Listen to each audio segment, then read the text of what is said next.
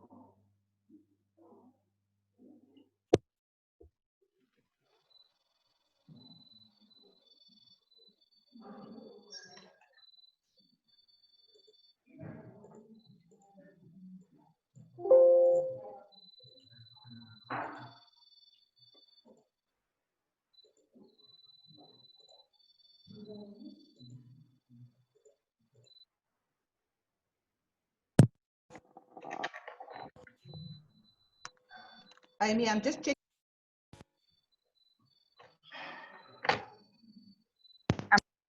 Sound here. Let me see if I'm sorted. Can you hear me?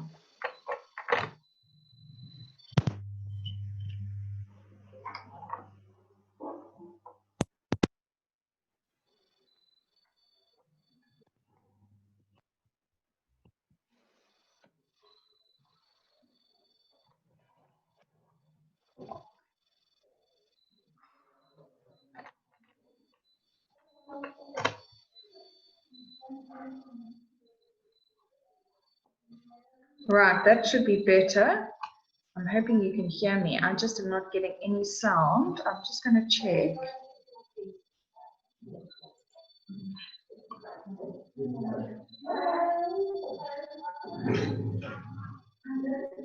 Oh, sorry.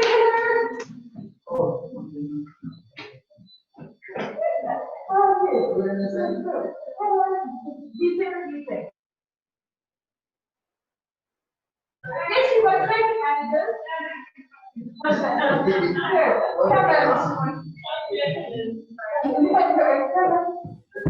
Do you have your own glasses? Laptop and laptop. Okay. So I don't know if you want to be separate.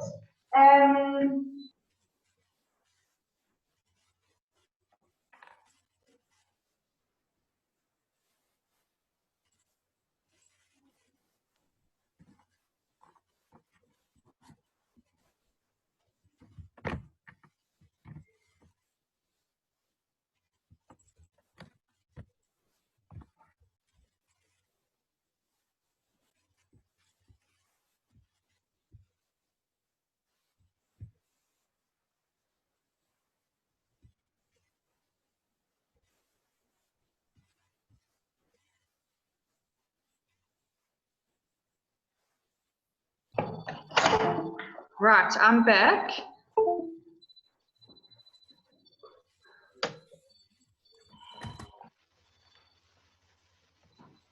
There we go. The two circuit managers have just arrived. I'm setting them up with their laptops.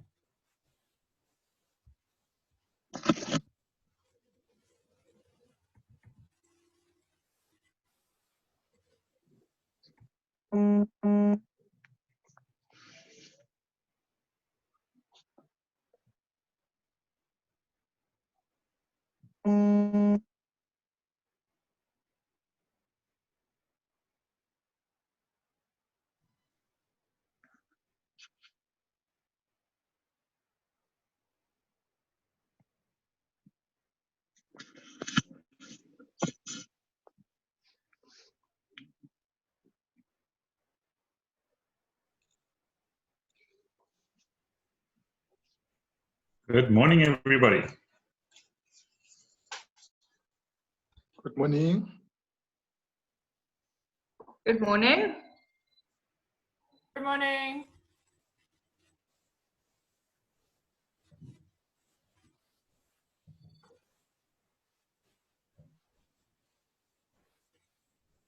Right, can we hear Karen?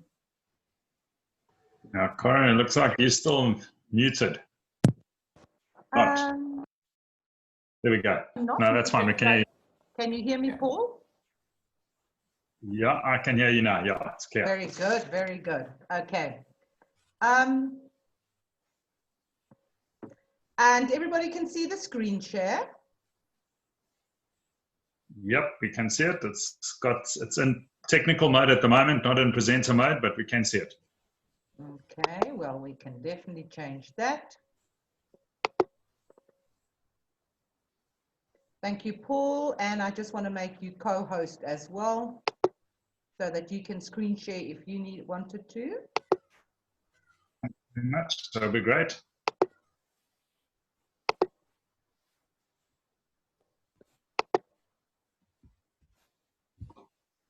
Hello, Tamara. Hello, Paul. A different world and a different place. Are you well? I'm very well, thank you. Good, good.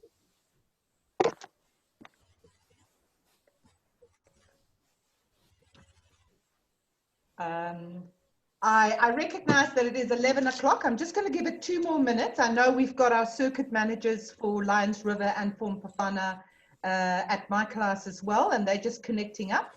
So if you'd be so kind, I'm going to give it another 2 minutes.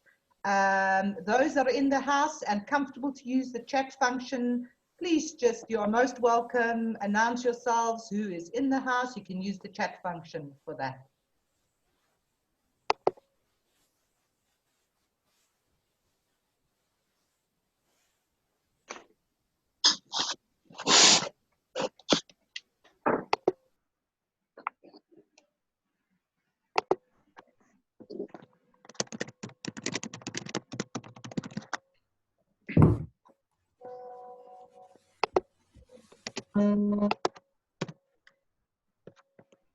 So we are most blessed this morning that it's going to be a little bit of a lucky packet. We know that our Midlands schools will have been invited. We also know that countrywide, some of the PFP schools that have been affected by the current situation in terms of concessions might join. Thank you very much. We've got colleagues from Cape Town joining, and we have got circuit managers, and we have got our guest, Paul Rinken, today. So I'm just going to give it another minute, and then I'll formally open. If you just bear with us and feel welcome to use the chat function.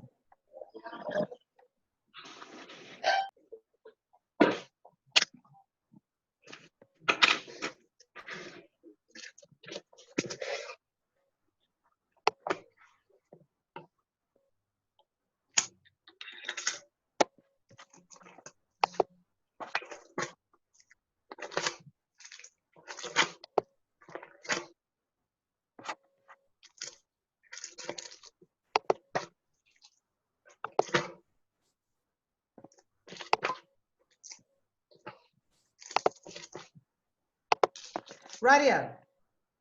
5 past.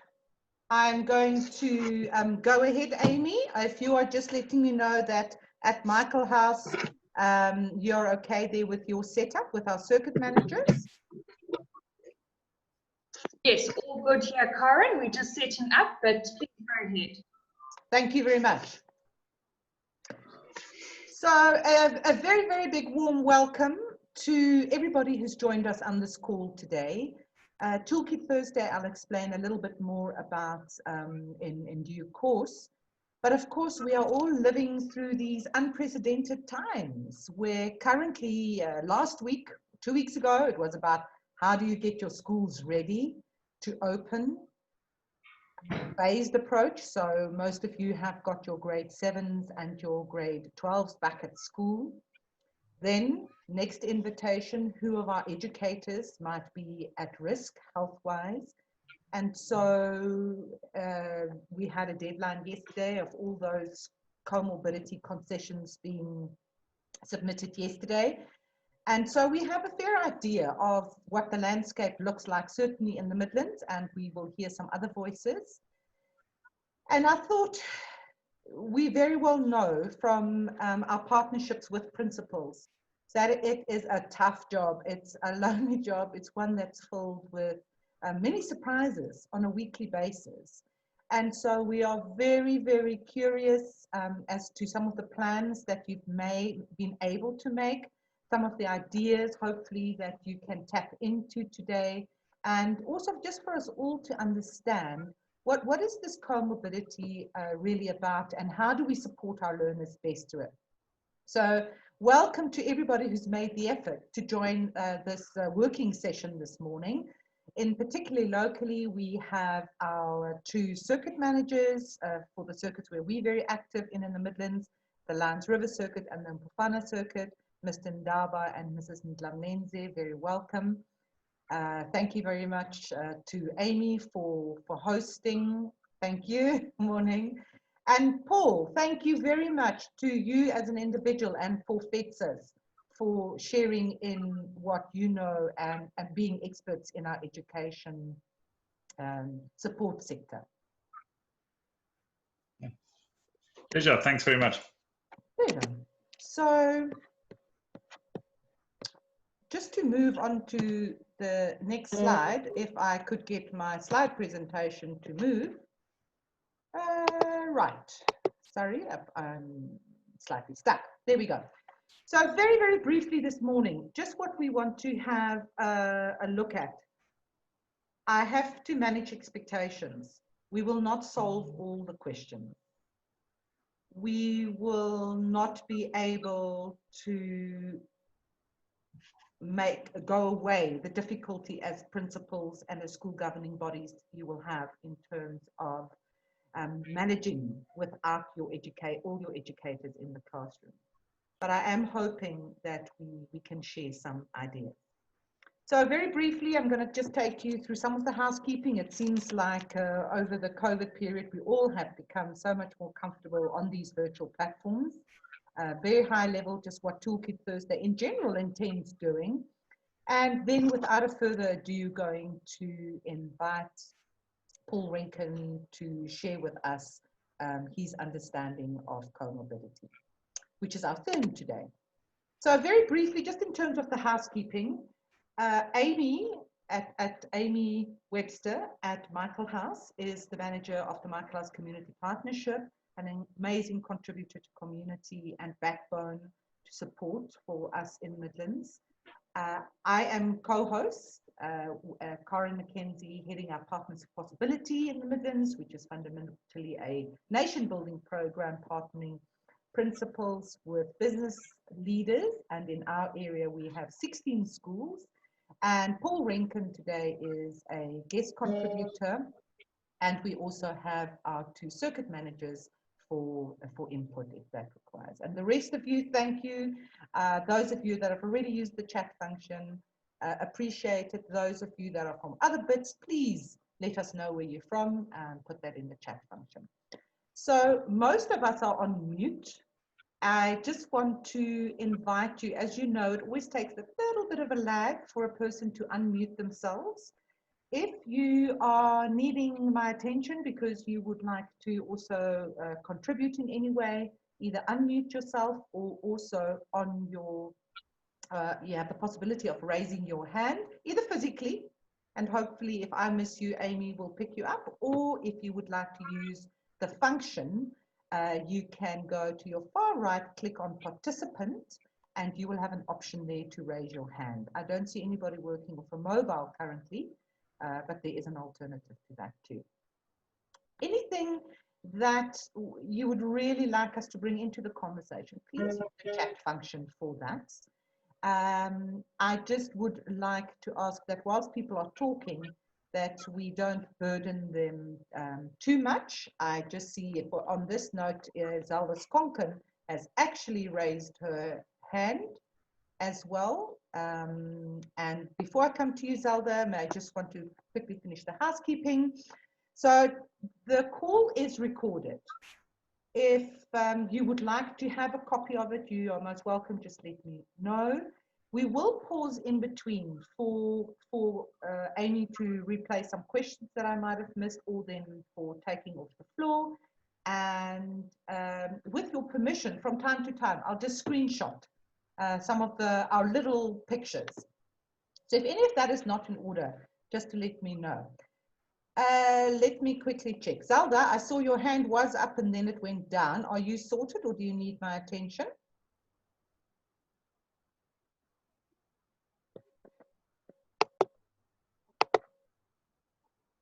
Okay, please ignore my hand. All is well.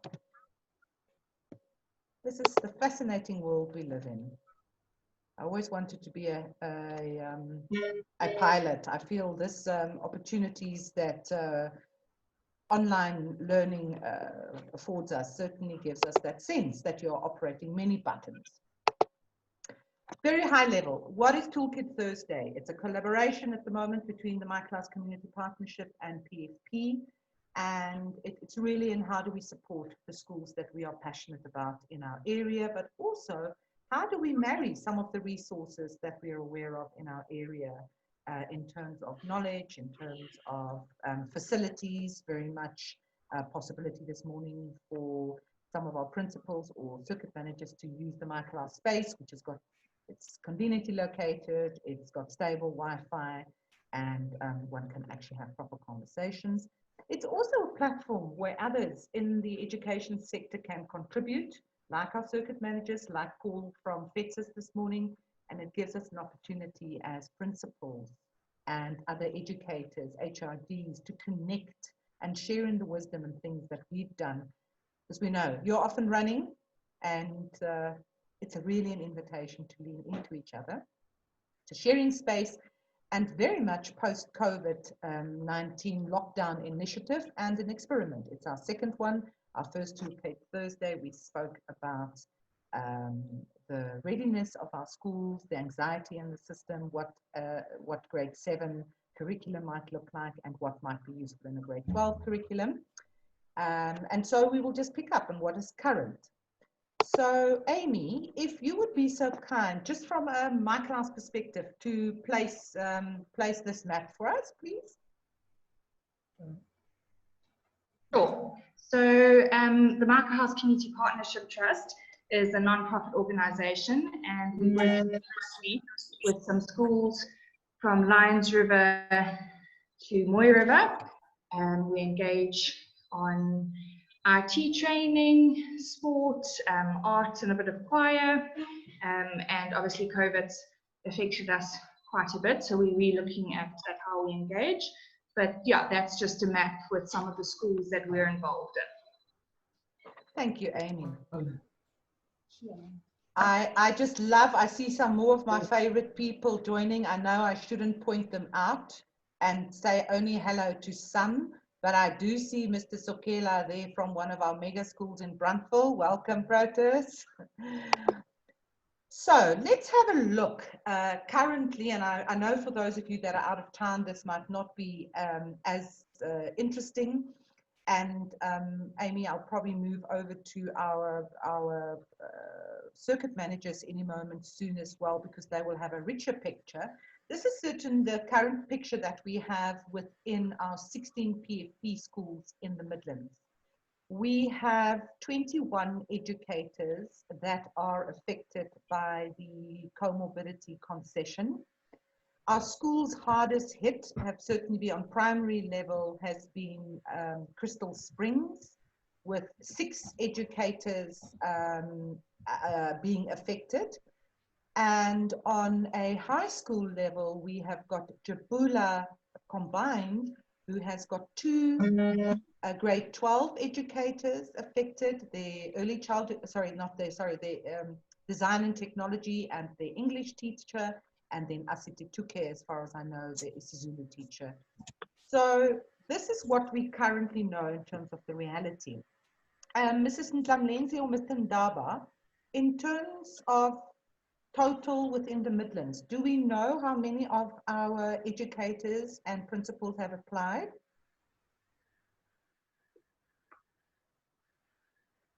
For Bofana, I've got about 10. Our principals, I've got 1 principal and 9 educators. Thank you very much, Mrs. Ndlamlenzi. Okay. At Lawrence River, it's 2 principals, because the one has withdrawn to his application. Then the educators, it's almost, when I'm covering in the Pendle side, it's almost 18 educators. Okay. Thank you very much, Mr. Ndaba, Mrs. Ndamlenze. So that gives us an even richer picture. We're currently looking at 21, but they are looking at 28 in total. So there are additional 7, and some are indeed principals. So knowing that reality, Paul, I'm going to move over to you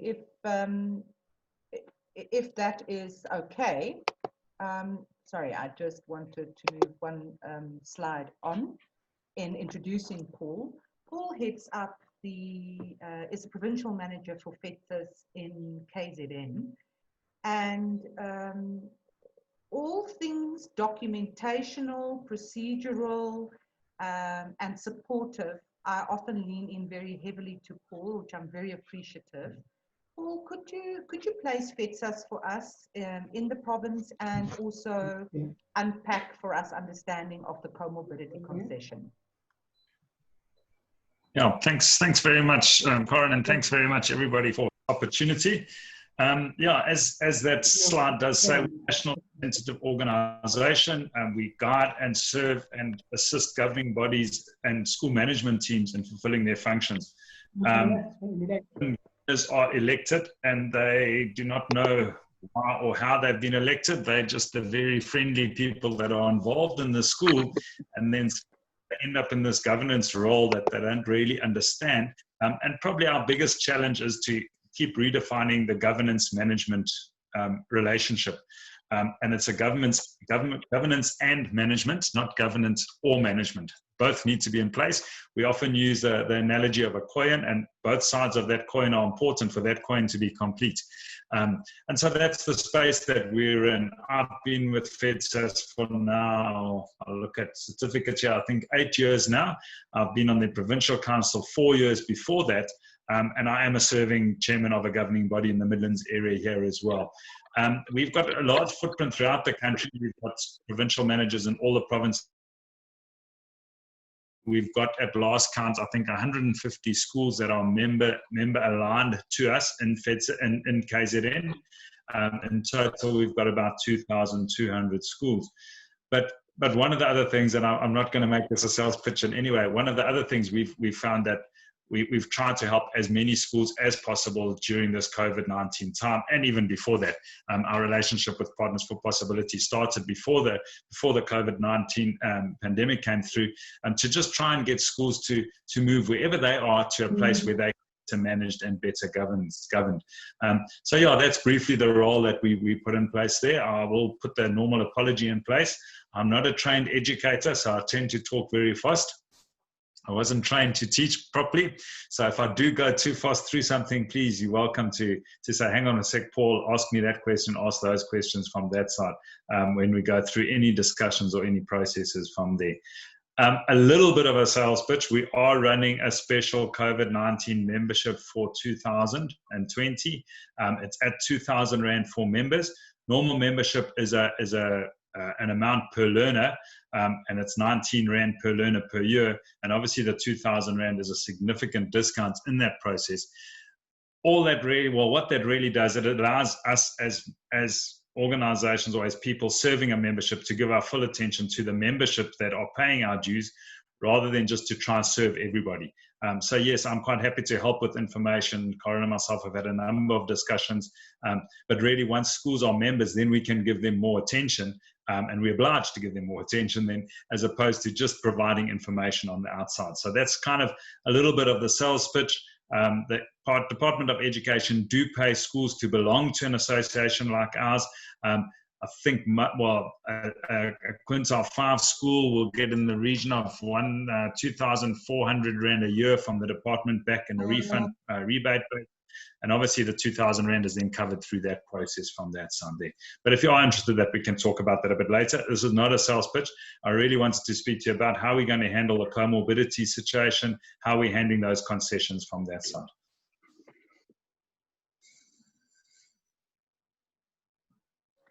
Thank you, Paul. If you want to share a different screen, you are more than welcome. No, yeah. That's great. Let me go through to what we've got here, and just want you raise a hand to say that you can see what I'm sharing now. And let's go from here. Okay, so we've got it there. We have run, thanks very much. We have run a number of online training sessions. Some of them have been paid ones, some of them have been free ones. And this basically comes from the session we did a while ago. Let me just go back a page or two. We did a session on concessions. Sorry, let me just wait for internet to stabilize here. We did a session on concessions and deviation applications. Today, obviously, we just want to talk a little bit about the process. I think we need to start by understanding that it's come through from a collective agreement, LRC, which is a Labour Union and Department of Education National Agreement, one of 2020. And then there are 2 other circulars that have been issued by the Department of Public Service with regards to processes with regards to COVID-19. Occupational Health and Safety Act also plays parts of it. That there are strict guidelines for workplace safety that need to be considered as well. The basic conditions of employment really applies to any educators that are employed outside of the department in a school environment, or anybody who is employed outside of the school environment. So any of your SGB employed staff, anybody else that's employed from outside of the school might be sponsored to another organization, but basic conditions of employment right there. And obviously the Disaster Management Act, which is in place, which has got various levels. That's the sort of background that we need to have a look at. The reason for the collective agreement was to give concessions for educators employed under the Employment of Educators Act and to evaluate and manage the process going forward. Initially, we all heard, and I didn't see everybody that carefully, so I may be putting my foot into it. We all heard that anybody over 60 didn't have to go back to school.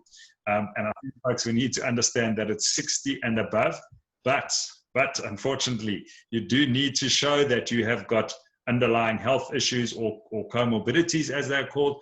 Comorbidities is just a statement saying that you have got an underlying condition that could be exacerbated with COVID-19 in the area. So fancy word, we've all learned to pronounce. But that's really what it is, that you've got 2 or more conditions that may make you at higher risk in the process from that side. So I think it's very important to understand that not everybody who's over 60 can just automatically not arrive at school, and it is applicable just for level 3 and level 2. And I'll make a little bit of a joke. I think we're sitting in about level 2.5 at the moment, after President Cyril Ramaphosa spoke to us, and I wouldn't like to do his job at the moment. Yeah, I think he's doing a fantastic job. Very difficult, trying times. But we're sitting on about level 2.5, 2.75 at the moment. So these conditions still apply in that process that we're looking through.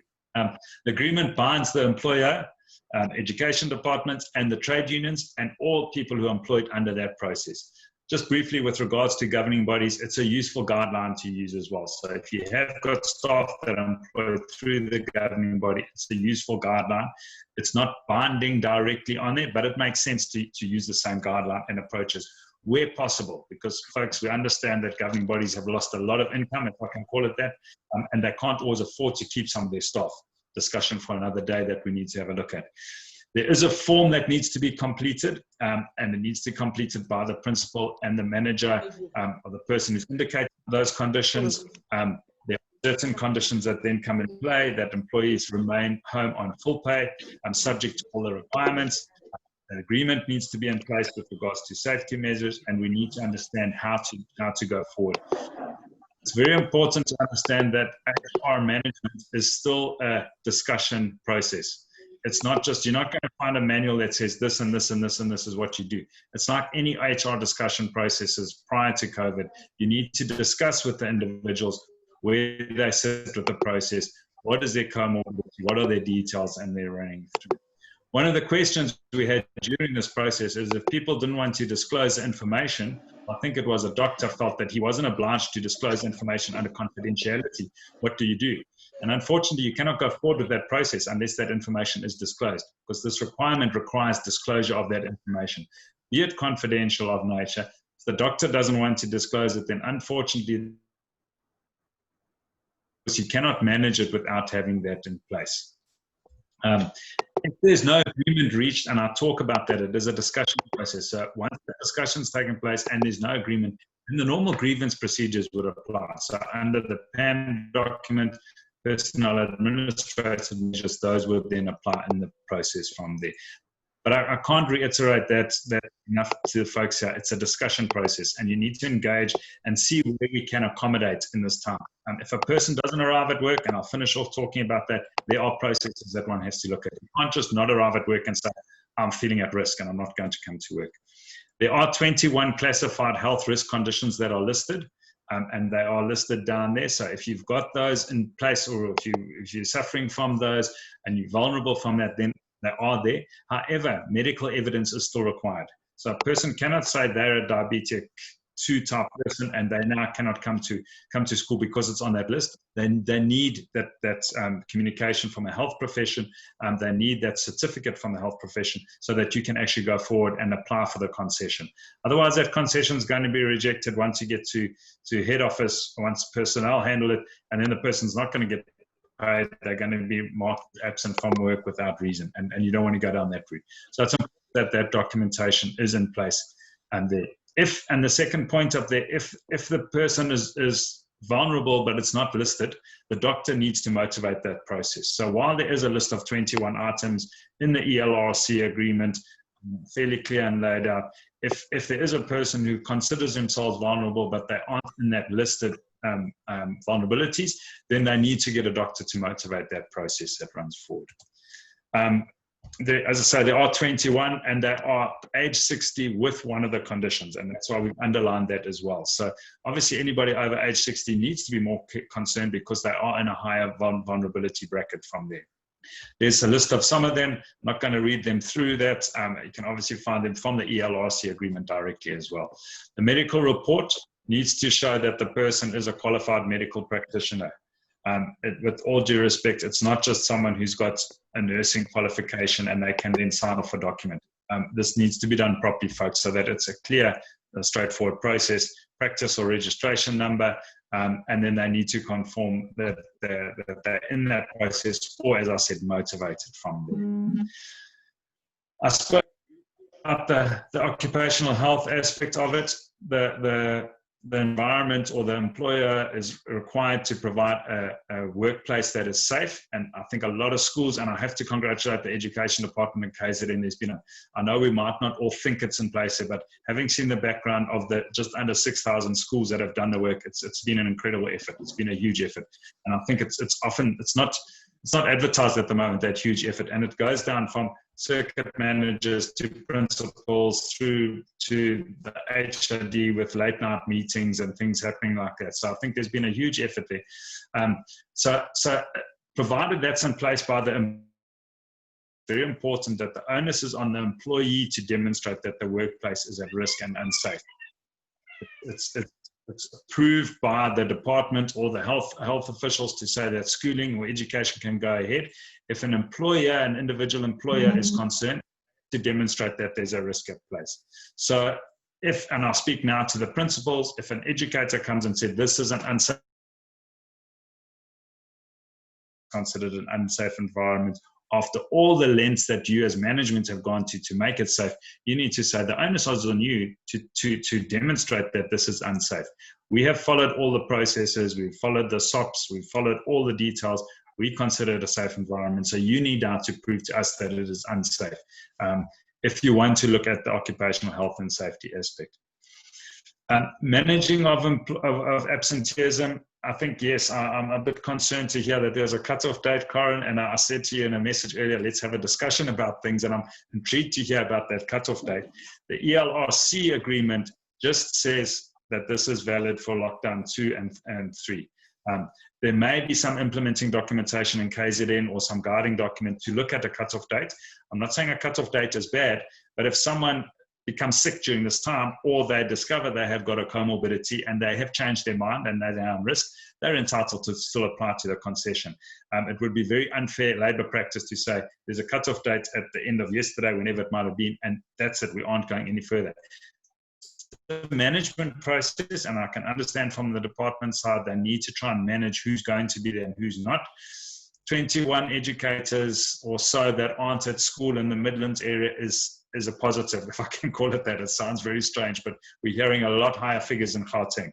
So from our side, I'm really chuffed to hear that is what, in my neighborhood, where I live, that's what we're sitting with as well. But the normal processes would apply: sick leave, family responsibility leave, if someone is at home and you need to be at home with them. And then there is unpaid leave and processes that need to be followed from there. I won't worry too much about this slide. This is mainly aimed at your SGB employed staff and cognizance of where we are. I'm not overlooking it, but if you want to come back to that, we can discuss a little bit about that. Anybody employed outside of the state, you look at basic conditions of employment or any contractual obligations that are in place.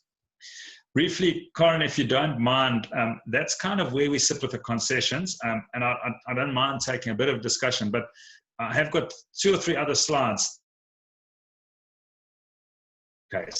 I'm going to pause now and just see if there's any discussion on the comorbidities first. And then if we've got time to come back, if I'm jumping the gun, then please tell me, Paul, sorry, it's not your show, don't go down that route. But if we want to discuss that, because that is another concern. What are we going to do if we get a case? And what do we do if we get a suspected case? Maybe now's not the time. It might be next Thursday that we look at it, or another time to share it with you. Keep quiet a moment and see if there's any comments with regards to that comorbidity and how we're going to handle those processes going forward. Yeah, thank you for opening that conversation, Paul. I'm very happy to take another 10 minutes on that. Let's just perhaps from the audience and from those present today, if you could just in the chat or raise your hand, would you like to cover that today or in the next session around Paul's question, what if a case is discovered at your school?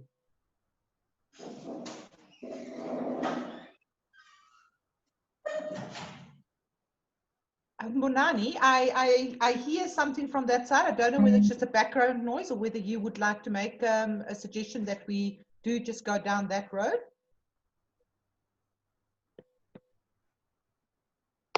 No.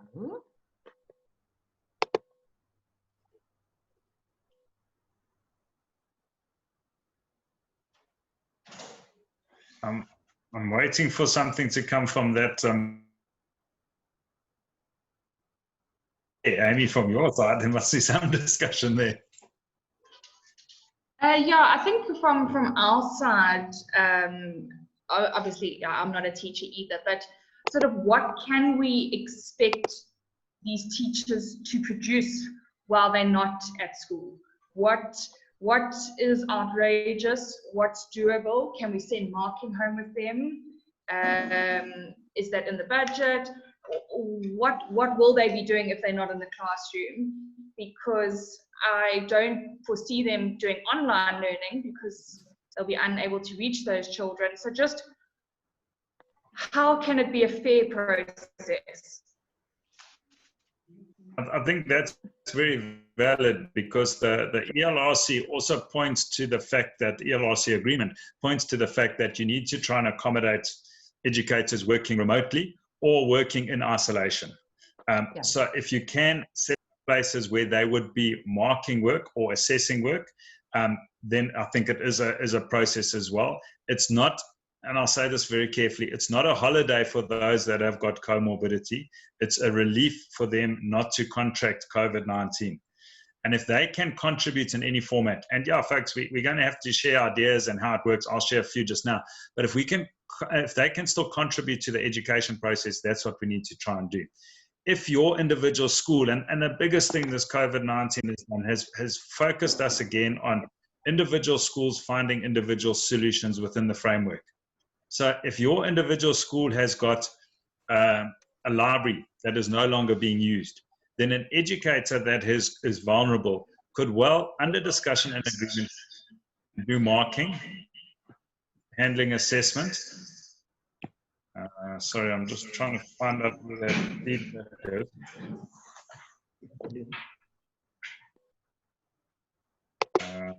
Is there still feedback coming through?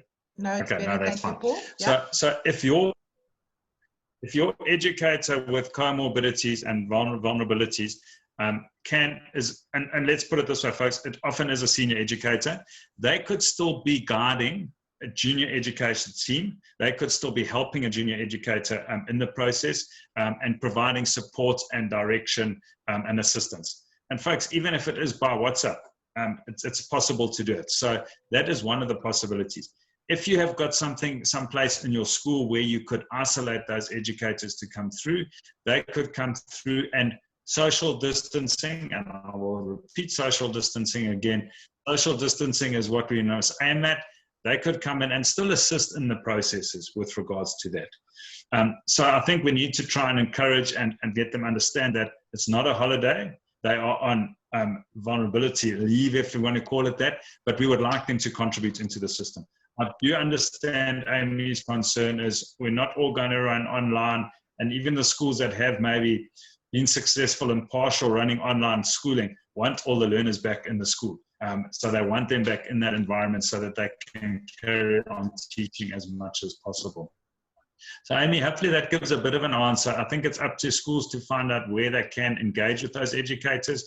It might be coming in the afternoon after everybody else has left and been sanitized to help with photocopying stuff for the next day.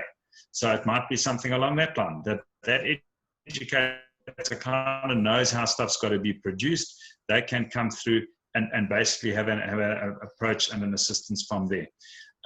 One of the other things is a possibility of assisting where you have got, and this is the replacement process that we're talking about with the education department, trying to fill those replacement processes. And there is a circular that's come out, I think it's 32, which talks about HRM 32 and KZN, which talks about replacement. That educator that is based at that school and is now off on under this concession could well guide that educator that sat in that place to say, this is how it operates in the school, this is what we expect you to cover. And it might be a distant meeting, so spatial distance meeting, it might be through a WhatsApp group, but just a regular contact process that actually allows some sort of continuity in that process from there. It is very difficult, and I'll talk about the online experiments that have taken place. It's very difficult to do both. And a lot of schools are saying we go back to one way and we don't try and do both. But there are opportunities for someone who's got comorbidity to still feed in information to a less experienced educator. And you hear what I'm saying, and I'll say it bluntly, be careful you don't have a non-qualified educator in front of your learners without any supervision. Okay, and I know we do have those cases, they do happen, we've got to be honest about it, it does happen. I have to say it is illegal. The law says you have to be a qualified educator to be handling your class independently, but through this assist, you could probably get that person who's got comorbidities to provide support into that structure from there. Paul, thank you very, very much. And Amy, we are going to allow time just a little bit later as well to move into that question and actually to get some feedback from the participants as well. Paul, just something that you mentioned, and I know Principal Zaldus Konkum from Notties Primary has mentioned, it would be very useful just to remind us exactly what will happen if we do get a case. Is it a long process, or could you just refresh and remind us as a next step? Let me just refresh. I'll just shoot through these slides quickly. I won't spend too much time on it. I don't want to be the doomsday prophet and say you all will have a positive case, okay? But we know there have been positive cases already. If I just a moment of explanation, when we were panicking about social media 5 or 6 years ago, we for a social media outburst, manage social media and get a plan in place. And we're saying the same thing now. So plan what you would do. Have a dry run. What are we going to do? How are we going to handle the processes from there? If a person tested, and I have to say this in the very beginning, the biggest threat that is coming through on the stats that are coming through from recent research is educators transferring COVID-19 between educators, adult to adult transmission, as opposed to learners bringing it in. Okay, learners don't seem to be spreading it. I'm not saying don't ignore social distancing. I said social distancing is quite important, but your contact with your educators is very important. So when you're not teaching a lesson, don't also. I know it's cold and I know it's nice and cozy in a warm staff room, but yeah, you need to socially distance, and that's the biggest thing. But going back to this, is if a person tested positive, you need to have a compulsory quarantine or isolation area at school. That person can then be advised by a medical practitioner where to go. The Department of Health have been very good, and I'll go through 2 or 3 cases that we've had already with schools. One case we had about 2 weeks ago, educator tested positive. I think it's easier to go through a case to explain it. They contacted the health department arrived. They did an assessment of what the protocols on that school ground were. They had a look at it. They said, okay, there hasn't been a lot of interaction. You've observed social distancing. They're obviously believing the reports. So folks, let's not lie about the reports. If we have all been in one small room together, we need to be honest about it from that side. They basically looked at it. They said, 4 educators that we are concerned, we need to just monitor them over the next time, but the school can carry on, which was, the school was really chuffed about. They're a special needs school. They're really doing good work. And they then could carry on with observation of these 4 higher suspectable cases, if you want to call it that, in place. Another school, we had a positive. At the Department of Health arrived, they asked what the protocols were. They said, whoa, hang on a sec. You people have been having staff meetings in close proximity. The whole school is closed down for 14 days. Bang, end of story.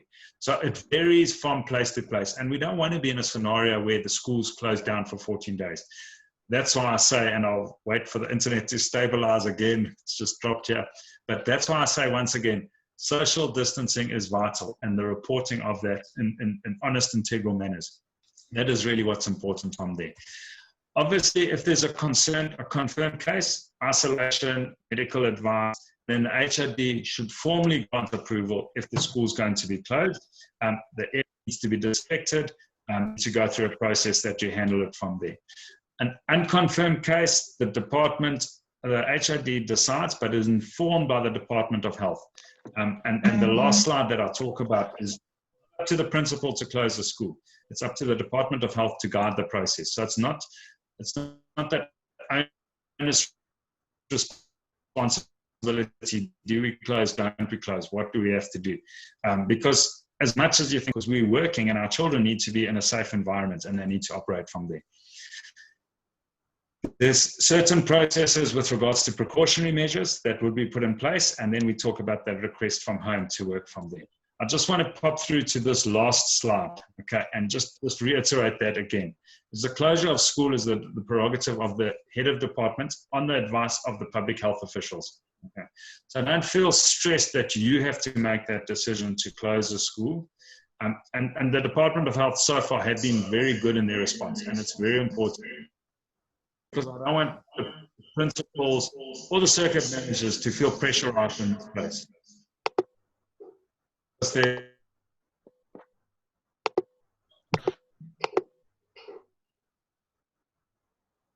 Sorry, let me just go back there. There's pressure from both sides. I'm just trying to see where there's some feedback. I think it might be there. Okay. So there's pressure from both sides of your parent groups to continue or to stop. Okay. So I think you need to understand that, and I look at the principles here. Don't take that pressure on you. You need to be guided. Circuit managers here as well. It's great to hear you on board as well, but you also need to be guided by the health department, and rather push the button on the health department, say you need to give us a call in this process, and then we take it forward. Finally, maybe just in closing off as a comment is, as I said, the latest research has shown, and it's from other countries where schools have opened. I know there's talk of some schools in Beijing closing again, but at the moment, the best information that we've got is that schools are safe environments where social distancing has been adhered to, where cleaning has taken place, where the conditions where masks are being worn. That is a safe environment than the shopping center, for example, or those environments, because you've got some sort of monitoring, some sort of active impact, provided those protocols are adhered to. So that's the important thing. If you don't adhere to the protocols, there are going to be problems. And so we need to make sure we adhere to the protocols. Social distancing and masks, as hard as it is, that's really what we need to look at in this process from that. And that's going to give you as much go forward so that we can continue. I'm going to pause, and if there are any questions, please shout and let me know where we want to go. Because as I said to Corin, let's rather discuss things and discuss your concerns. It's a cliche. We're building this boat as we go along, folks. So we've heard that cliche all along. And we don't know. In 3 weeks' time, someone's going to look back at our decisions and say, you should have done this or you should have done that. But at this stage, we've got to make decisions as we discuss them, as we go forward from that side. Yeah, thank you, Paul. I want to amplify that pause just before we go into a different direction in terms of the discussions of what some of our educators have already tried out there and maybe what might be some ideas. And I think we might even do those in breakaway rooms. We have enough present to do that and to bring it back into the room. But yeah, let me just pause there on what Paul has shared with us.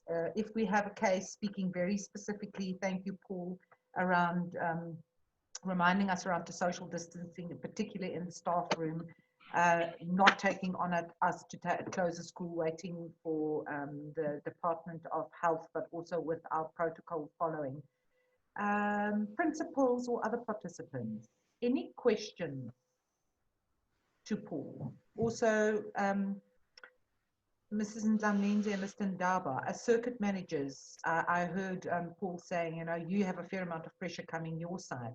Do you have questions on this matter?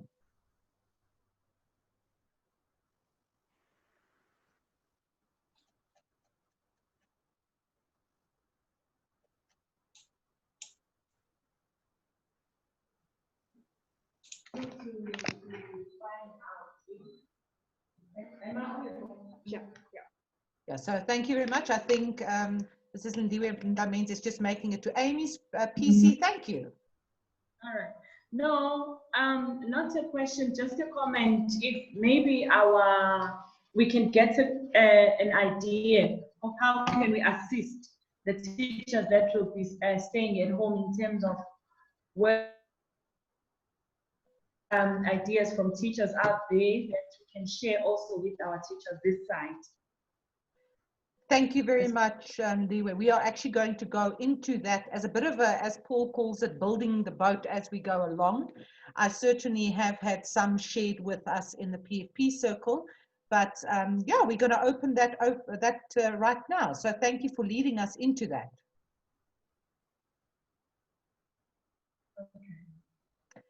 All right. If there are no further questions to Paul right now, I'm going to go ahead with the conversations in looking for practical solutions. Paul, you happy to move on? Yeah, no.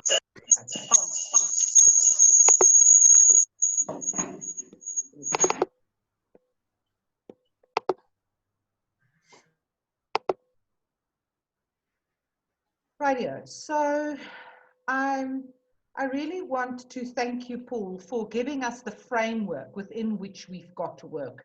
But ultimately, hearing you as well, loud and clear, this is the comorbidities is vulnerability leave.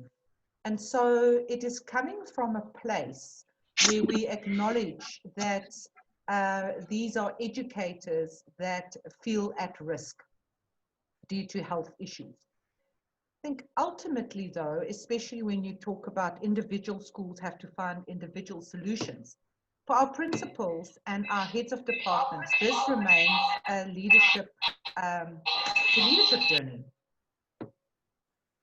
And I just loved that Oprah quote where we now more than ever have an opportunity to try and engage with these educators. So how can you contribute? How do you choose to make a difference? Now, we've opened this conversation yesterday already at one of our PFP trainings. And what is evident is that the challenges, and it's impossible, it's never going to work. Some of these guys are not interested. They see it as a holiday. They don't have internet. They don't have stable Wi-Fi. They don't have smartphones. The list of impossibilities seem a little bit unsurmountable. And not that I do not want to recognize that in the conversations following, but in terms of usefulness of getting together today, it really is to share those what if. What if we choose to focus on what we can do, what others have done, and where we can make a difference? And that being in our planning, in the conversations that we have with the educators remaining, but also those that are working from home. And how do we foster relationships so that our learners, once again, the ones that are affected most by COVID-19 at the moment, still has learning happening. So I am going to ask for, as a next step, that we are going to go into an open conversation, and then I will ask for the, for some of the comments to be shared and some to be captured in the chat box. Yesterday in our time with some 8 principals and partners, these were 2 possible questions that they came up with. And I would like you, as you sit there, to consider how some of your thoughts on answering this. And whilst I won't put you on the spot right now, some of you already would have had experience with a breakaway room. And for Amy, for Mrs. Ndlamlenzi, and for Mr. Ndaba, and for you, and possibly for Andile as well, if she's in the same room, you can just sit together. For the rest of us that are online, I have excluded you, Paul, and the PFP colleagues, Brechi.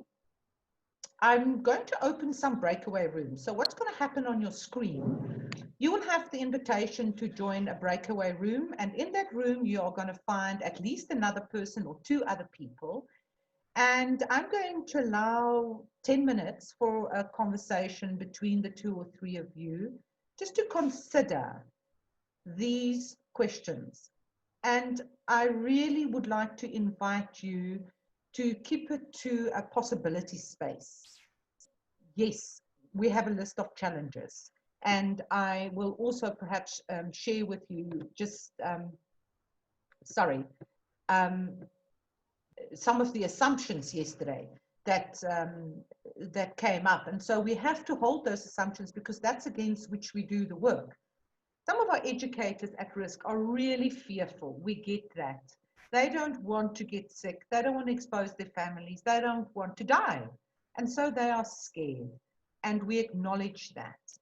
And some of the concessions have caught some of the principals off guard. So we get that some seem very real, but I've certainly heard a question being asked to say, really?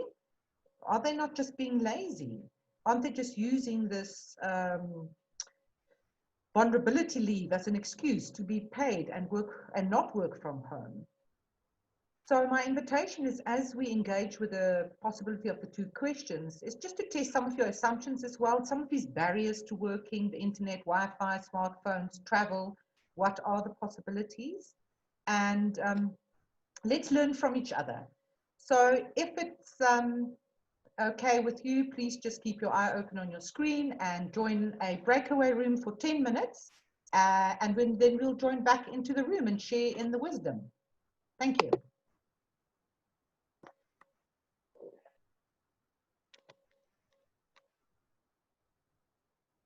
So Amy, you might have missed just the invitation, just with Mrs. Ndlamlenze and Mr. Ndaba. Perhaps these are conversations that you guys that are in one room can actually have in person. Right.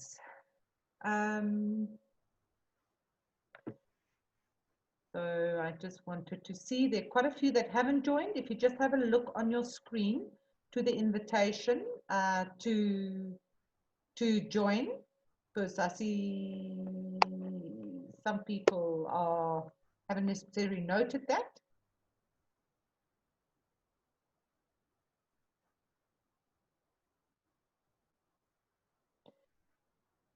Yeah, so Brecky, I consciously left you out.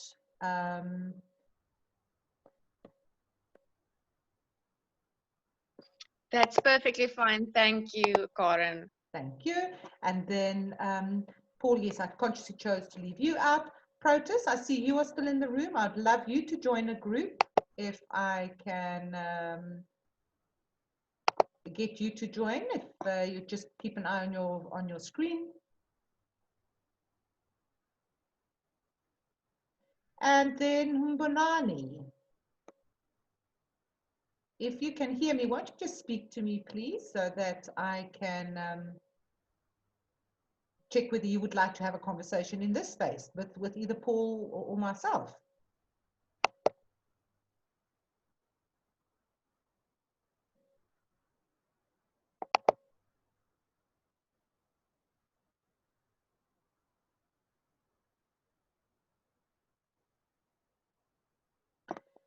Okay, everybody seemed to have a partner except Mbonani, who might have stepped away from his PC. And Mbonani, if you are present and you would like to join a conversation, just start speaking to Paul or myself, and we hold that space.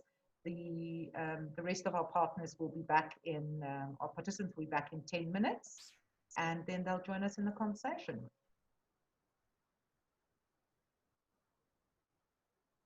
And I just wanted to put my timer on.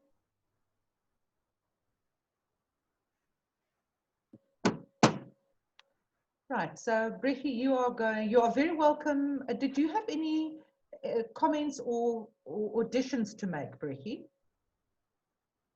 Karen, I'm so sorry for not putting on my video. I'm just not camera ready today. It's really cold here. So no, I'm learning a lot as it is. I'm busy going through the documentation to set up our sharing site on comorbidity and reopening schools. So I'm really grateful for this opportunity because this is also new to me. Yeah, so I'm really just listening and learning. Fantastic. And Paul, just for your context, Brecky, Partners of Possibility has an online data management system similar to, I know FEXUS has that for your members, and it is on the A Better Africa platform, and Brecky manages that, and we have amazing from bursaries to literacy projects to what else, Brecky? At the moment, we have a lot of e-learning and online education information foundation phase, a lot of blog stories, lockdown support. Yes. Yeah, I think it's moment that we share information as much as possible, because now I said to someone, we haven't gone into this before. We haven't history to tell us what to do better this year. We kind of got one shot at what we're doing, and we don't have a lot of information up ahead. Normally, Reggie, in our environment, we sort of speak from a legal aspect and then from a best practice aspect. Now, at the moment, we've got no best practice because we haven't practiced this before, so we don't know where we're going. And that's why we also try and get schools to share ideas as possible as to how they're doing things, so that they can say, okay, this is what's happening there. You can't copy and paste it, but it's useful to see what's happening. That's why these sort of conversations are vital, so that people can get a bit of an idea of what to do. They're no longer sitting in that frozen space of doing nothing. So you go through that panic where nothing, you sit there frozen, and then you start doing something. And then the third phase is when you start getting proactive. So you go from frozen to reactive to proactive. And I think we're still sitting in that reactive phase at the moment because we don't know how to be proactive because we don't know what's around the corner. I mean, I've just, very interesting, I just had an article sent to me about flu, and we've had that discussion 90 days ago about, is this a common flu or not? And someone sent me a link, and I looked at the article quickly, and I said, that was written in March 2019. A lot has happened since March 2019. So true. That's so true. The world will never be the same. Yeah. So it's encouraging to hear that you're also providing information that people can access to say, try these ideas. You know, I can't tell anybody here exactly what to do because we haven't done this before. I can't take it from someone else. We've got to try and find the way forward in this process, which is very, very, very scary. If you put it that way, it pushes the anxiety levels up quite a bit from that side. Yeah. Yes. No, and something that Magali reminded me of this morning is really, it's a case of knowledge sharing. We don't have the knowledge. It's really like from people like Karen and yourself that we get the knowledge and we get the resources, and we just try to create a space where this can be spread again. Yeah. Karen, just as a matter of interest, have you had many schools that have started showing an indication of wanting to put in a deviation from the staggered return? Yes, Paul, the smaller schools. So we have, you know, one of our difficulties in the Midlands is that we have heavily oversubscribed school in our major township, which is Bruntville, which is where Protus is the head. He's got over 1,500 learners up to grade 7. And then we have these fabulous farm schools. Futi Silindele has got 50 learners up to grade 6, and she's got space and educators, so she would like to bring them all back. Curry's Post, Corrie Lynn, yes, I would say the smaller farm schools definitely. Yeah, probably about 4. I'll create more work. If any of the schools want to put in a deviation, please ask them to get hold of me. We don't have a template going forward. We've had one of our schools been given approval already, but we've got a process that seems to be, well, let me be very careful. It worked with that school. So we hope it's going to work with other schools. So at least we can give a bit of a guideline of what documentation is required for the HOD and his legal team to sign off and give approval for it from that side. As I say, I can't give you a template, but we can discuss the sort of documentation that we at this very early stage are presuming worked, and it did work for one school. And then how about getting it through into the process and getting it delivered? I mean, within 3 days, they got approval of submitting it to the HOD. So other schools have applied, a lot of other schools have applied, but I haven't heard of the positives from those yet. Or let me not call it positives. Positives is not a good word. I haven't heard from the approval on the deviation rather. And so we are waiting to see how those goes. But if there are some of the deviation was put in place specifically for that, the small schools. That's why it's actually in law. It's not for all the big schools to get everybody back. It's to try and get the small schools who can accommodate more children back at school to get them in place. So it's specifically for the Curry's Post type schools that are smaller numbers, multi-grade teaching, that you've got space, you've got processes from that side. Oh, thank you. Thank you, Paul. That is fantastic news. Yeah. So they are all returning in about 30 seconds. And yeah, we will have about 5 groups, breakaway groups that we have at the moment. So I will ask for a spokesperson of each of those groups, maybe to just give us an idea of what they have discussed. No, super. We're also making this up as we go, as you know. Yeah, that's how I do it. It feels a bit like planning the route, doing the route, being the in-flight entertainment system, doing the trolley dolly, the pilot. Yeah, you can see I come from aviation. I love flights. So, No. Well, I must send you a video that we put together. A chap spoke about this whole thing in relationship to a flight. It's about I think it's about an 8-minute little video, and it's about a flight. I must actually find it and send it to you because you'll probably appreciate that. I would absolutely love that. Yeah.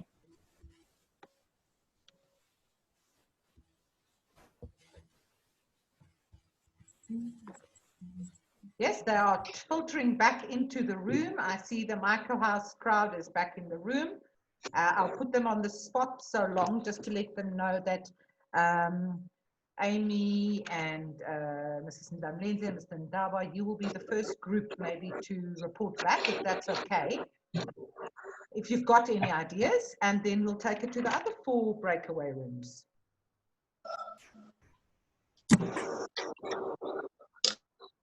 Sure. Thanks, Karen. We will do. Right, as everybody trickles back.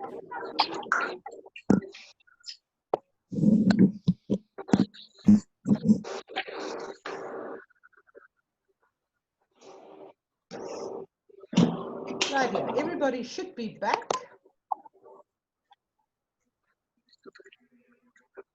Although I accidentally seem to have lost a couple.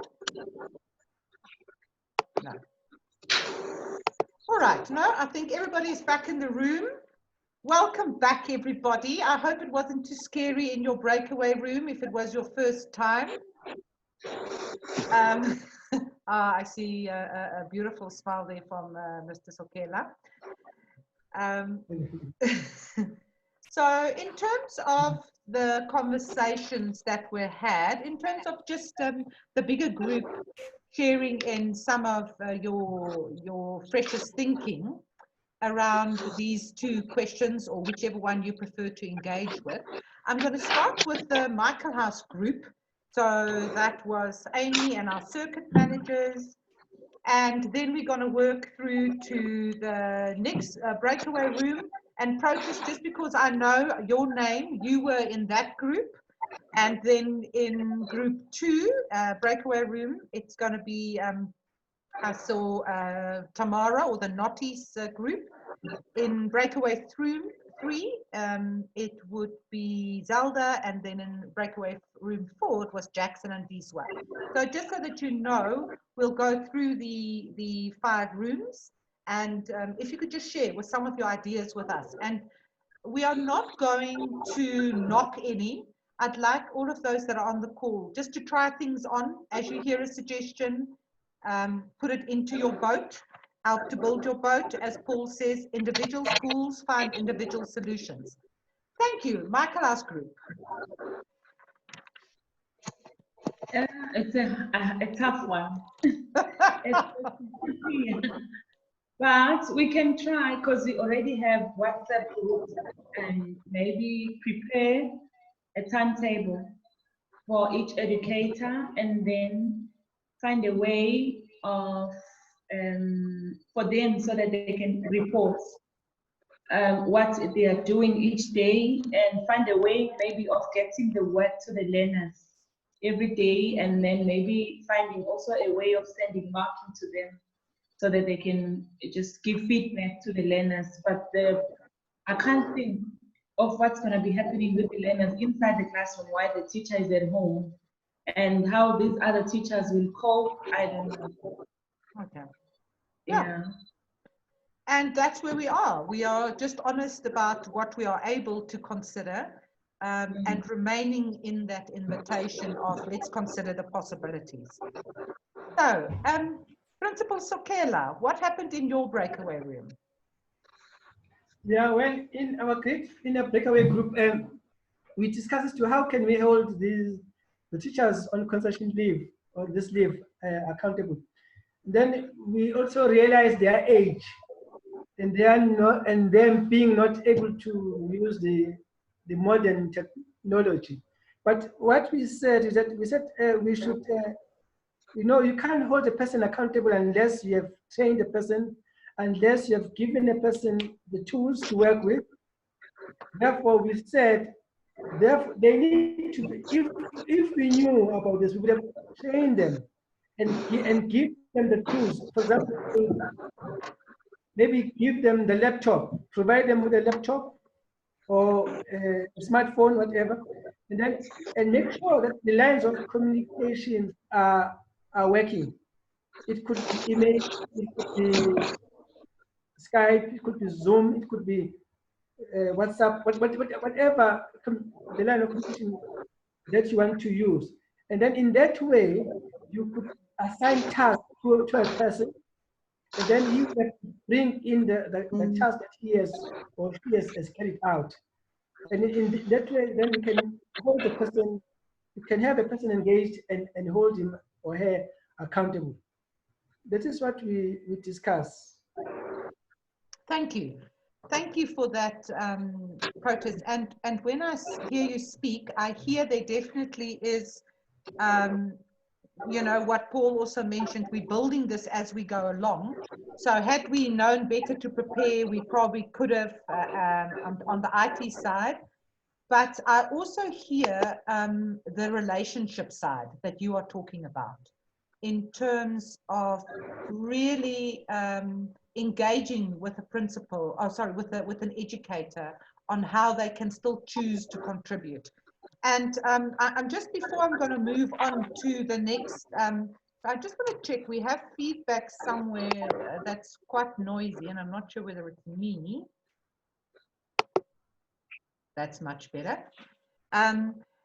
Before I'm going to move on to Breakaway Room 2, I just wanted to share with you. So as I mentioned, one of our schools most heavily affected in the KZN Midlands is Crystal Springs Primary in Litcherton, where 5 educators plus their principal. So 6 educators in a school that only has 350 learners or about 300 learners is affected. And Principal Tembi Ngubane has shared with me just some of the matters that they've put in place, because of course that's a heavy hit that they've got. So she just confirms that, educators of course can't teach from home, and teaching is hopefully what they're good at. But what they are doing, they are doing their lesson plans at home. And those lesson plans are sent to school for the substitute or the person that steps in. Now, people say, yeah, Karen, but some of these educators live far. Well, they are screenshotting whatever she's done it and send it on phone, or in their case, this educator lives in Popomeni, somebody else will pick it up. But I think it's just that awareness that the educator at home is preparing lesson plans. Then all the intermediate and senior educators that are teaching right now have shared some of the other subjects that they have to pick up and what they are most comfortable with. And the educator at home is trying to teach them, to show them how to do it. But again, I think this comes in the planning. Who can take which subject until we've got a formal replacement? And as she says, as the other grades come back, we are going to divide each class into 2 and alternate the days, so that one educator will obviously repeat that lesson, but they can manage because the classes are within the social or within size. Except for grade 7, who will be every day. And they are very lucky, as she said, in terms of the marking. They have got interns, but if any of you've got an intern from Youth at Work or through EduHelper or anybody else who can assist with the marking, that might be an option. Otherwise, as she says, as the gaps arise, we are going to deal with it. We are in contact with each other, At the moment, we take charge of our social distancing, and we support each other. So that just an in-between from a principal who is directly affected and whose school is directly affected. Maybe there's some ideas. Breakaway room 2, Notties Primary was in that room. Hello, everyone. So I was in a room with Mr. Kanile, and it was actually really interesting to hear his situation, because his situation is very different to what it's a very difficult situation. So we chatted a lot about that. And you know, I think he needs serious advice in that regard. But we chatted about quite a few of the sending marking home for our educators at home to assist our educators at school.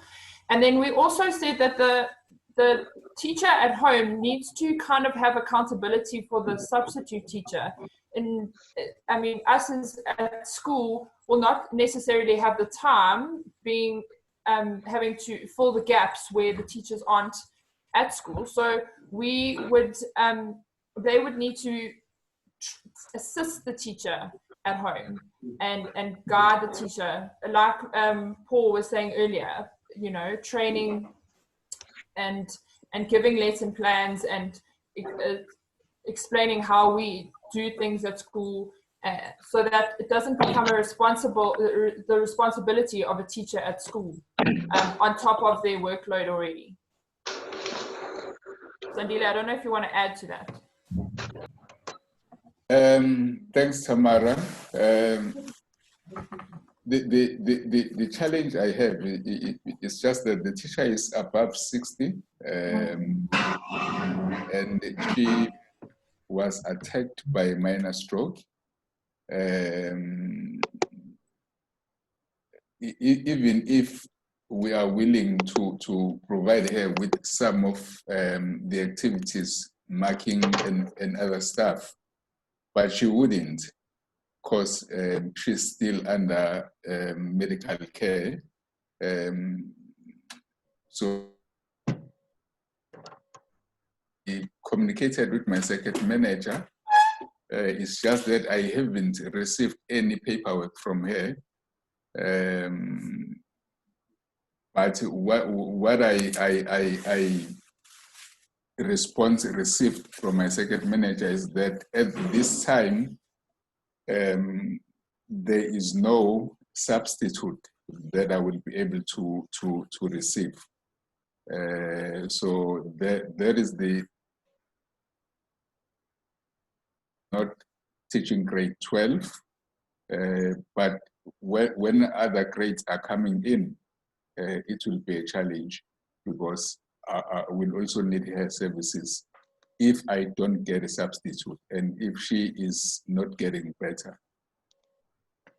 Sandile, thank you. Thank you for sharing that, and just that awareness of the load that you carry. So, yeah, thank you. I also think you raise an important point, which is, of course, and we know that we are coming up with possibilities, we are brainstorming ideas, but ultimately it is going to come down to the relationship and, in your case, an ability of a person to do it and an attitude of that person to do it. Because contractually, it seems to be a gray area as to what we can hold accountable for. So more than ever, I think that either passion for teaching or your relationship is going to be the dividing factor. So thanks for bringing that angle on this too, Sandile, in terms of ability, physical ability. Thank you. Thank you. Thank you. And then let's move over to Breakaway at room 3. I can't read my own handwriting. It says MC and Zelda. I know, I can't remember who MC is. Zelda, that means it must be you.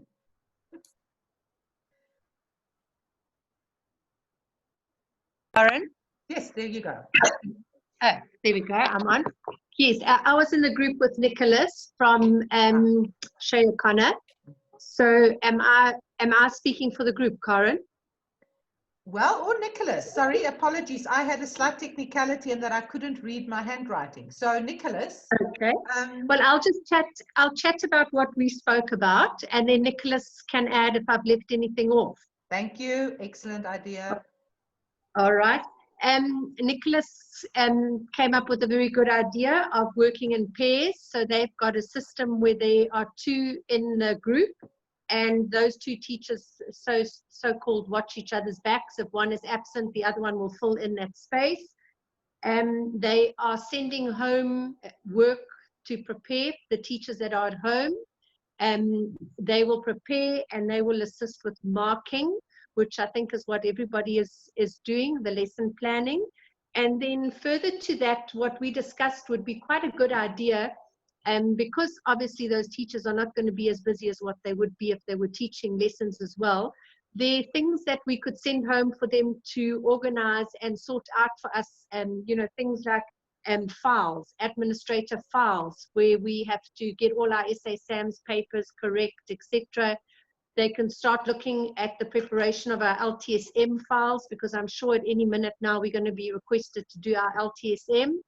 And also another good idea was that we would take, many of us in our libraries have got library books that are ready to be thrown out because pages are missing. We could send that home, and they could build up a resource of little reading cards that they could stick onto cardboard and cover and number, and then be ready for when we are all back to normal. So those were just some ideas that Nicholas and I were throwing around. Gosh, thank you, Zelda. Nicholas, I know Zelda might, yeah, anything that you would like to add?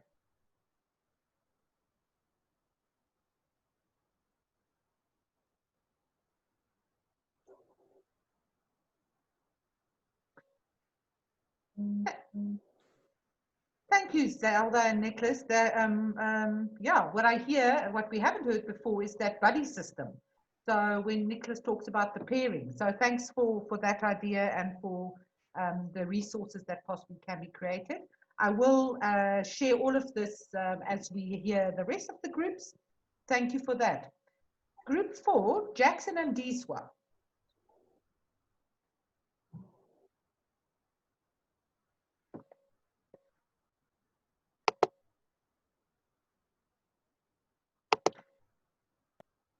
Andiswa or Jackie, that were in Breakaway Room 5. Would love to hear your voice. Thanks, Karen. Sorry, my technology seems to be on a bit of a go slow. Yeah, it was lovely to connect. So I think our role, or the way certainly I looked at the question was a little bit different, being a support role to our principals. And just want to quickly acknowledge Zandile. Thank you for carving out time to be a part of the call. It's so lovely to see you. So I think for me, Karen, what certainly the part that I thought out loud about was the value of thinking pairs. So whilst we didn't come up with specific things, we both expressed curiosity around an interest as to how can we support our principals and our schools with having each person within that team participate and contribute in a meaningful way. And so my thinking was around bringing in the value of thinking pairs and creating space for people to share and to think out loud, so that they can make sense of what's either preventing them from being in the space, and providing some clarity for them to move forward. So for me, it was around the value of thinking pairs in a time like this. Mm-hmm. Thank you, Jax. So that brings into the bigger circle some of the conversations that we had in 5 groups. And thank you very much. I see Paul has already also pointed out that the pairing idea, as discussed by Zelda and Nicholas, is something that he finds extremely valuable because it drives individual accountability, and that's also a takeaway for him. We have just about come to the end of the framework there in terms of the session.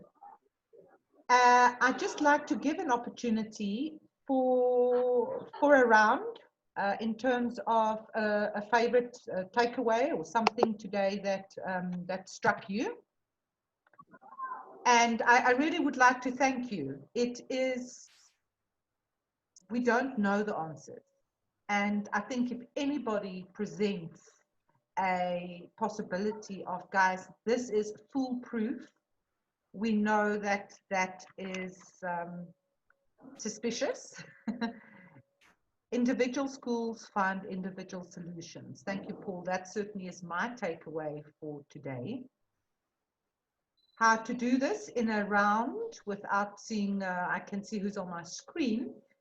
Sandile, you are Sandile, Zelda, Amy. Can I ask you just for your most valuable takeaway for today?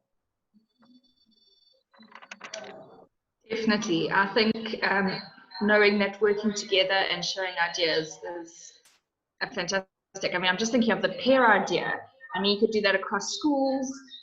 It's just kind of got that step going of accountability and, yeah, finding those tasks that they can do from home. So I think that's, it's making it work. And then Karen, just to pick up a question from Protus later. Thank you. Amy, whilst we started in the microclass room now, before I move to Sandile, shall we just check in with Mr. Ndaba, Mrs. Ndlamlenze, if they wanted to add? Sure. Okay. For me, the one that was pointed out by Mr. Sokela, the teachers need to be trained before being sent home. Yeah, as having comorbidities. I think they need to be informed because most teachers would just submit the forms and then go home without any training, without any information. Okay, thank you. Mr. Ndaba, anything from your side? He's just, there he is. Okay, perfect. Yes, hello. Stepped out. Hello. Can you hear me? Yes, we hear you very well. So I just wanted to know, as circuit manager from Lions River, what do you take away today as valuable?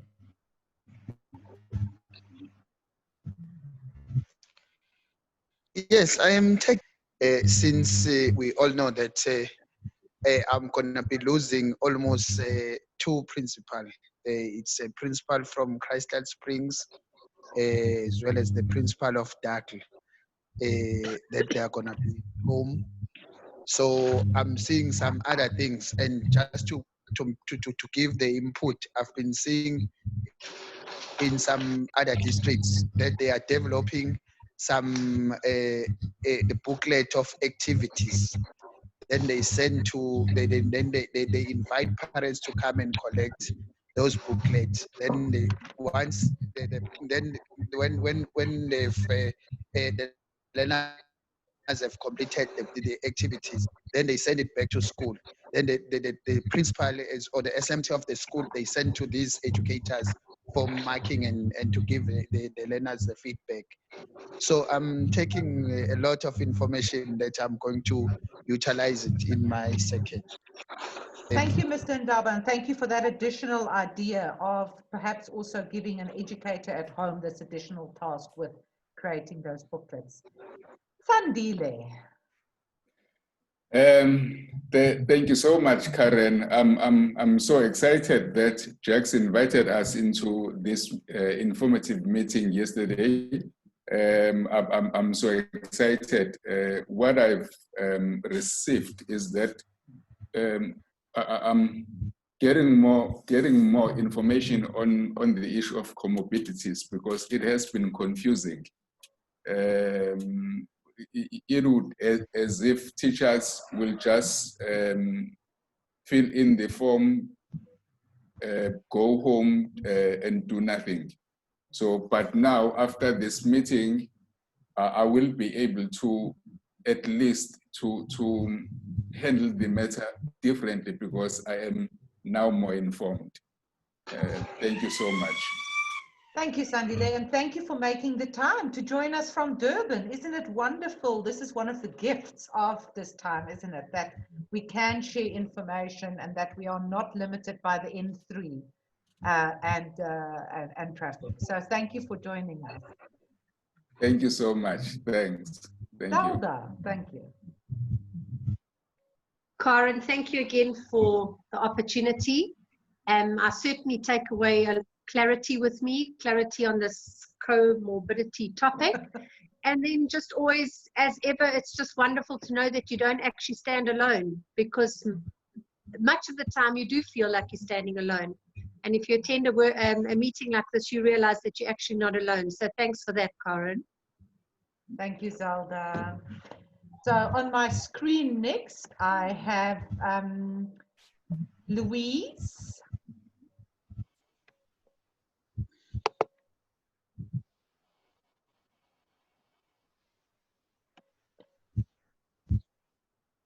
Okay, followed by Paul and Protus.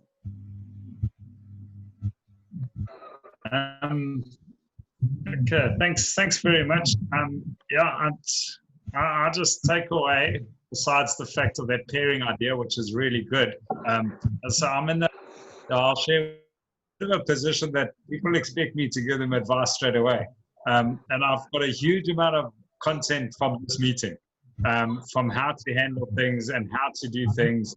The energy in this group, it's not all in one space, is just incredible. And it sounds very strange when I say that. I want to thank everyone here today, because my next phone call that someone phones me and asks me how to do things, I've now got a whole lot of more information, a whole lot of more possibilities of doing things. And that for me is a big takeaway from this session. So I might have appeared and arrived as the expert, and Corin, I don't like that word, but it is thrown at me every now and again. But I really appreciate just having time to listen to ideas that are out there, because we've been isolated. We don't get those ideas. And I, in particular, I'm on to try and give those ideas. So I'm going to have a wonderful afternoon. We're going to, what should they do? I'll say, here's some really ideas that you need to put in place. Thank you, Paul. Thank you for that humble approach. And yeah, I think for also reinforcing that the value lies in the group, the wisdom lies in a group, and only when we do show up with, we don't have all the answers, but between us, hopefully we can take something else away than only our own thinking. So thanks for that. Before I move over to Mbonani, well, I just see Mbonani on my screen, so I'm not sure whether somebody would like to contribute from that side. Yes, I see they are pointing at each other to say, you go, you go, you go.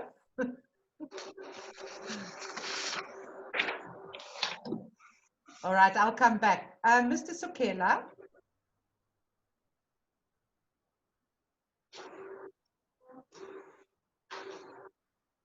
Protus, you're on mute. We must hear your beautiful voice. Protus, you are on mute.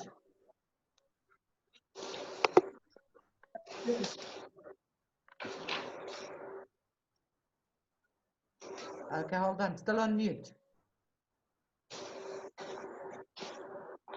Now? Yes, there you are. Okay. Afternoon. I just wish we had been exposed to this information before these people came to us to ask for these concessions. Because now, from what I've heard from Paul, we're supposed to discuss this with them and open all these possibilities of what they could do before they depart, they go home. And again, as we're asking that, the question that how could we hold them accountable? As I've said in my breakaway, until you have trained them or you have engaged with them and say, this is what I would be expecting from you when you're at home, and this is what I'm providing you to do, whatever I'm expecting from you. You can't hold them accountable. But be as it may, I think we can, because of the relationship is there, you can call them and say, could you do this and this and this?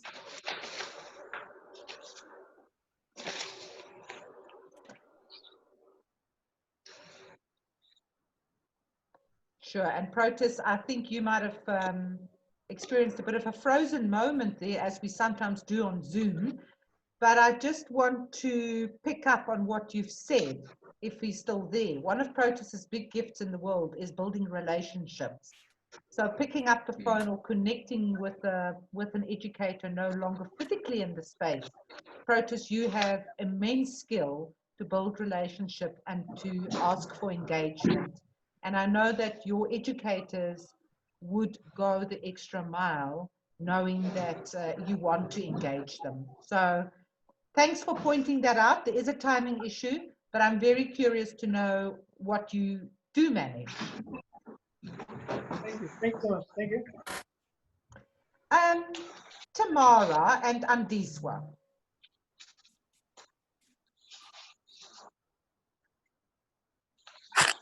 Hi, everyone. No, Andiswa, you can go. It's fine. So I really did not understand this whole issue, and for me, being part of this meeting has really helped me just get an understanding of all the different issues that all these teachers are going through, and just to hear everyone's ideas on how to possibly resolve the issue and get involved in meeting these teachers halfway and ensuring that education continues. Just has been so amazing. Thank you, Karen, for organizing this. Thank you, Andiswa. I have taken a lot away. Obviously, for me, being a departmental head, I haven't had to deal with a lot of the comorbidity information and all of that. So I have learned a lot and come away with some wonderful ideas. Thank you very much. Thank you for joining us, Tamara. Jackie?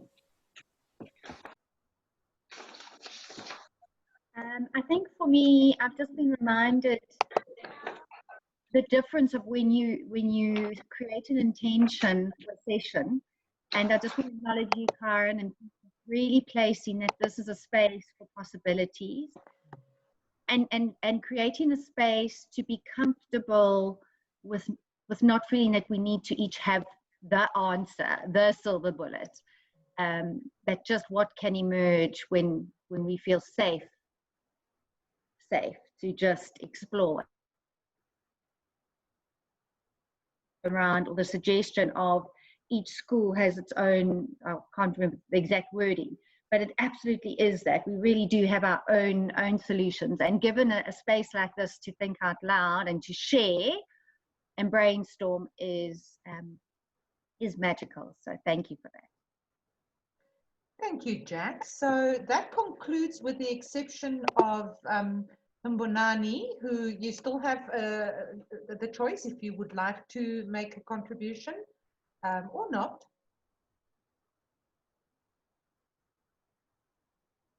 Okay, we're going to leave it at that. So I have, I know from Paul's side, he's always very generous with his slides too. And so I'm very happy to share those. Just with Andiswa, I just need to get Andiswa, if you're in the chat line, could just capture for me your email address. And Sandile, I know I can reach through Jack's. The rest I have. And if there are any final questions, oh, sorry, Amy, you did mention to me that Protus had a question that I might have missed. So just final question and answers, what might I have missed?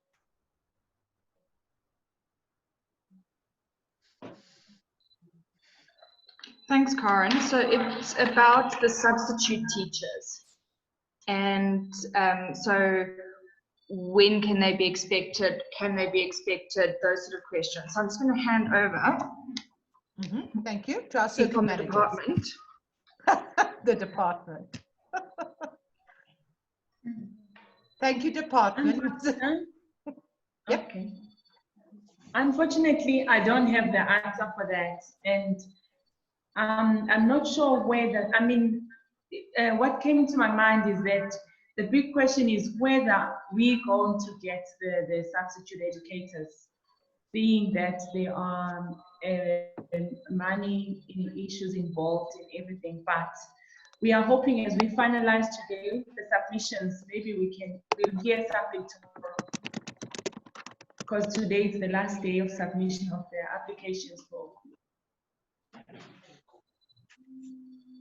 Okay, so thank you. There you have it, Mr. Sokela. We don't know yet.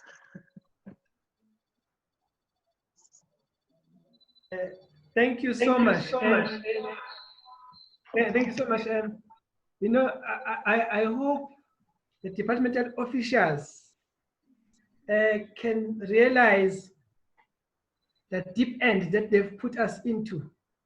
By, you know, we are all with them. We are all in the deep end, because we are just said, we are given that people must apply for comorbidities, but we were not given this rich information as Paul has given us, which would have made us much more prepared to deal with it when we were encountering it. You know, I would have laughed. You know, I was just saying to myself before we even opened the school that, you know, if I were the MEC of education, I would call the meeting with principals first before we close, just to prepare them that this is what you will be facing with. We are with you there. Go and face it.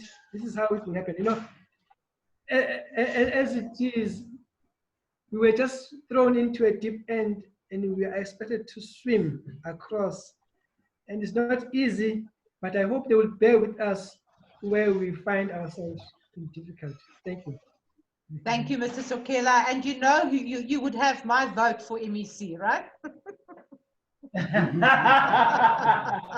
I don't really want to put that. I'm just saying. Yes. On that happy note, thank you very much, everybody, for your time and for your contribution. Until next time. Thank you very much. Okay, bye. Thank you. Bye. Bye. Bye. Hello, Bye. everyone. Bye, Joe. Thank you. Oh, Bye, there, bye, bye, Manani. Bye. Thank you. Thank you. Thank you, Sandile. Thank you. Thank you, Karen. Thanks. Bye. Bye. Bye. Bye. Right. I